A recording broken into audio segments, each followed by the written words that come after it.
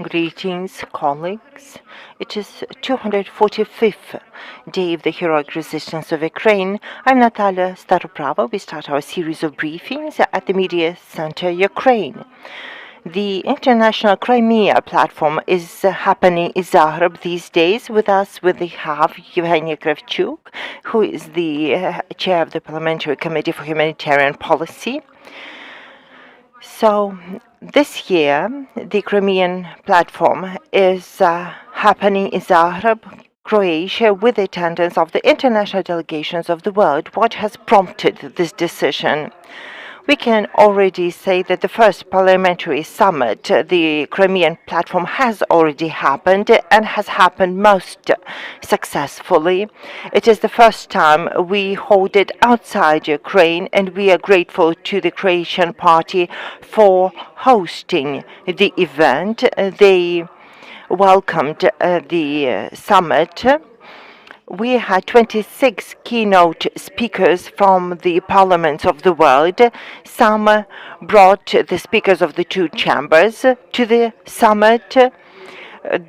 Europe was well represented, and countries further afield. One such keynote speaker was the Speaker of the American Congress, Nancy Pelosi. We had over 40 delegations. Some joined us online from Japan and other continents.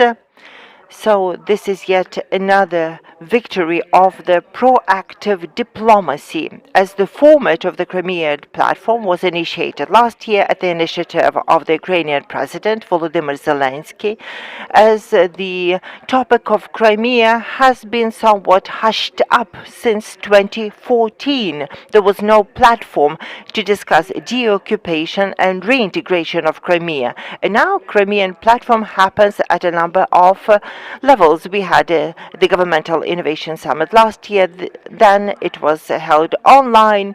We have the expert network for the Crimean Platform.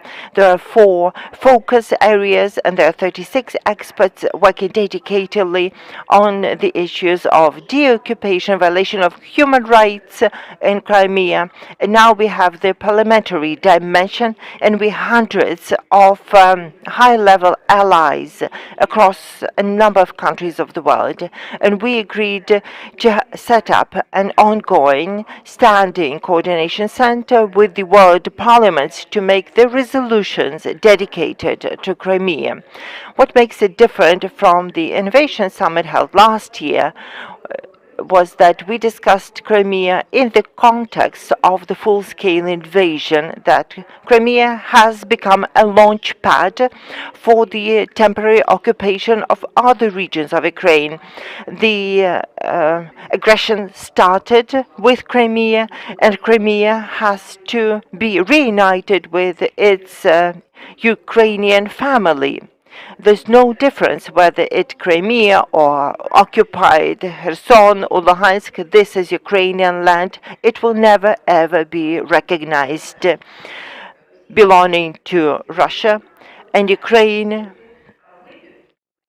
has a toolkit of effective instruments to apply to deoccupy Crimea. What instruments do you mean? We have a range of instruments.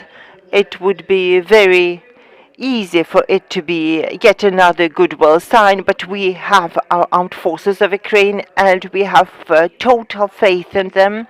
And Croatian case has shown, as there was a raging war in Croatia in the 90s with the victims and war crimes, but the Croatian troops have deoccupied Croatia through a military operation. So it was a number of successful military operations on the ground that have led to the deoccupation. Surely the reintegration were a very complicated process, but eventually Croatia became a member state of the EU and NATO, and we see the same destiny for Ukraine. And I think the very best reintegration of Crimea will happen when Ukraine, as part of its internationally recognized boundaries, including Crimea, will become a full-fledged member of the EU, and that will open a door of opportunity for Crimea, as there is a strategy for deoccupation and reintegration, and the economic and tourist blocks are integral part of this strategy. The Crimea has to become a major transportation hub as well.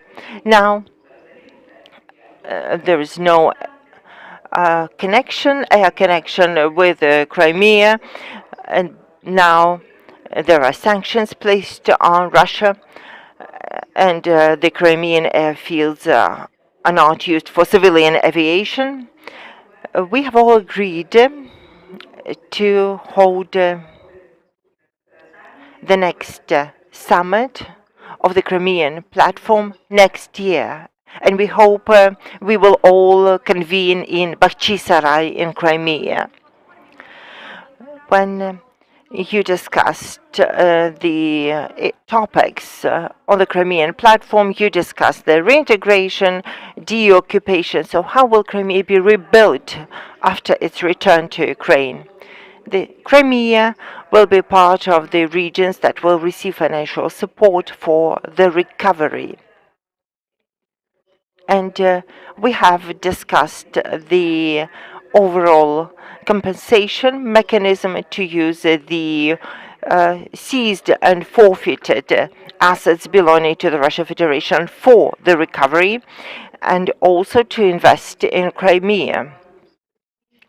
Crimea will need to go through transitional justice. Reason being that a lot of issues will need to be addressed to do with the well-being of the people. Let's say 300,000 children were born during the occupation. Just 12% of them are registered in the Ukrainian registers, and they've been issued Ukrainian birth certificates. The people who died, just 2% of the deceased have the Ukrainian death certificates issued to their families. We also need to sort out the property issues, as a lot of property has been forfeited by the Russian. There are many court verdicts. Clearly, we do not recognize the occupational governments, the occupational courts, and their decisions will be reversed and reviewed. But there are 100,000 criminal cases where rulings were entered about robberies and murders and other felonies. So we need to review the decisions, and if they're enforceable, then people need to do their terms. So there will be a lot of transitional justice decisions that will need to be made. Large progress has been made when finally the current Parliament enacted the law initiated by the President of Ukraine on the indigenous people, the Crimean Tatars, and the next law we are working on the status of the Crimean Tatar people. Let us talk about the indigenous Crimean Tatars who've been forcibly deported from their homeland in Crimea. So how will they be given a chance to return to their homeland? There are Russians still living in Crimea. How will they be returned to Russia when the Crimea becomes Ukrainian again? Many Russians have entered Crimea under occupation illegally. We've seen some videos where the Russians mourned their need to leave Crimea. They can be up to 600 and as much as 800,000 of the Russians staying in Crimea. Some could have married the Ukrainian citizens, and will need to look into each case on a case-by-case basis if it's a matter of a family. But definitely they will be treated as Russian nationals illegally staying in the territory of Ukraine. And there is a process for treating them like temporary residence permits, etc., but to ensure justice. And the representative of the Czech Republic, who now has a presidency in the EU, has openly urged for an international tribunal so that the war of aggression on behalf of the Russian Federation, and so that Russian and military leadership could stand trial, and the jurisdiction of the tribunal has to start with the annexation of Crimea in 2014. It all started in 2014. It did not begin on the 24th of February this year. Obviously, we need to bring collaborators and traitors who collaborated with the occupational administration to justice, but people who have not collaborated will be deemed Ukrainian nationals as they have lived in Crimea before 2014, and we will need to bring collaborators to justice and have an amnesty for some others, and we need to draw on the international best practices for that. We know that Ukraine has invited the representatives that are not parties to the Crimean platforms. So who are the first attendees of the summit this year? We received a request from the Parliament of Costa Rica, Mexico. We need to make it clear that formalizing the membership is done through governmental application. It is the government, the Ministry of Foreign Affairs, that has to file the application. So it is for the Ukrainian Ministry of Foreign Affairs to deal with this matter, but we are expanding our geographical coverage. We had representatives of the parliament, but also 4 representatives of the interparliamentary assemblies. We had the chairman of the Parliamentary Assembly of the Council of Europe, the Parliamentary Assembly of the OSCE, Parliamentary Assembly of NATO, and Interparliamentary Union, which quite recently, at the initiative of one of the delegations of the Southern America, made a very drastic resolution on Russia. Russia always tried to have its way on the organization, on the Interparliamentary Union, but now Russia is losing its allies one by one, and they are becoming increasingly odious, those that still stay with it. So how do the representatives of the platform feel about the occupation of Crimea, the return of Crimea, as we see the Russian narratives being peddled very actively, impacting the world leaders, such as Elon Musk, saying, why doesn't Ukraine abdicate Crimea? Elon Musk is indeed a brilliant opinion leader and a businessman, but he's no politician. And during the expert panel on the day 1 of the Crimean platform, we discussed what Crimea is, its background and history. Elon Musk may not be aware that there is Hersonese of Tauria, which is over 2 millennia old, where the first settlements started on the peninsula. Russians try to distort history, as they do, about the origins of Crimea, but no representative of the delegation speaking at the platform never questioned the possibility of Crimea remaining under occupation. No matter what diplomatic solutions are sought,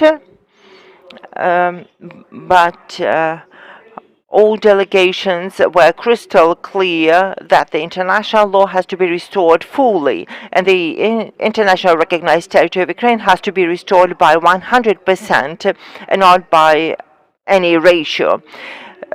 The Russian aggression did start in Crimea in 2014, and this aggression was appeased by the world. And no appeasement can ever work effectively with the tyrants. And the Crimean lesson has to be learned by the world. That we cannot appease the aggressors and thinking that it can be hushed up, because it will inevitably followed by the full-scale war as the tyrants feel they are beyond justice, that they are impune.